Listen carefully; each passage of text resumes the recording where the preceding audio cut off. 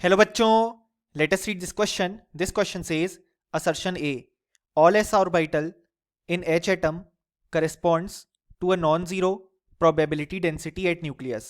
Reason are: the probability density is given by psi square and psi is directly proportional to e to the power minus zr upon 2a naught.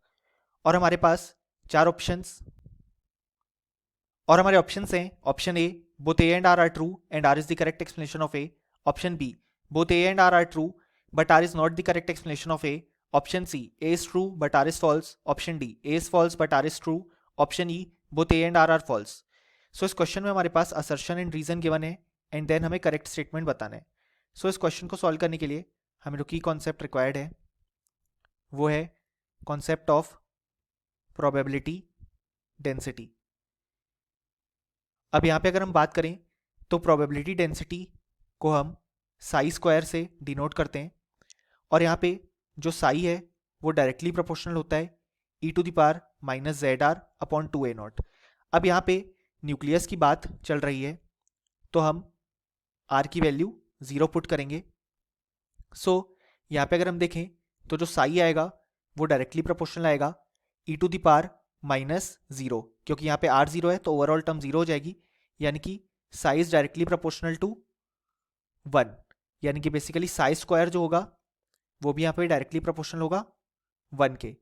सो हम देख सकते हैं यहाँ पे nucleus पे हमारे पास जो प्रोबेबिलिटी डेंसिटी आ रही है वो नॉन जीरो आ रही है.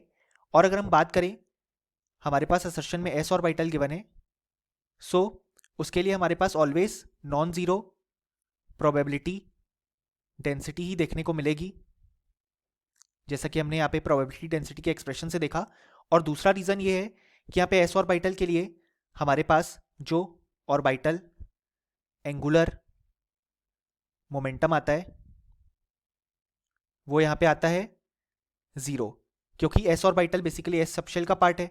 सो एस सबशेल के लिए एल की वैल्यू 0, यानी कि एजीमुथल क्वांटम नंबर की वैल्यू 0. सो ऑर्बिटल एंगुलर मोमेंटम जिसे हम एल इंटू एल प्लस 2 से लिखते हैं वो भी 0 हो जाएगा.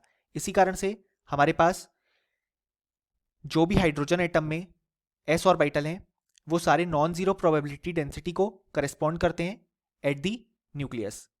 और इसका रीजन हमने देखा कि बेसिकली प्रोबेबिलिटी डेंसिटी के एक्सप्रेशन में अगर हम आर की वैल्यू यहाँ पे 0 पुट करेंगे तो इससे हम देख सकते हैं कि नॉन जीरो प्रोबेबिलिटी डेंसिटी आ रही है. और क्योंकि यहाँ पे एस ऑर्बिटल हमारे पास जो होता है वो बेसिकली स्फेरिकल होता है और यहाँ पे उसकी एल की वैल्यू 0 होती है, सो ना तो कोई इसके पास ऑर्बिटल एंगुलर मोमेंटम होता है.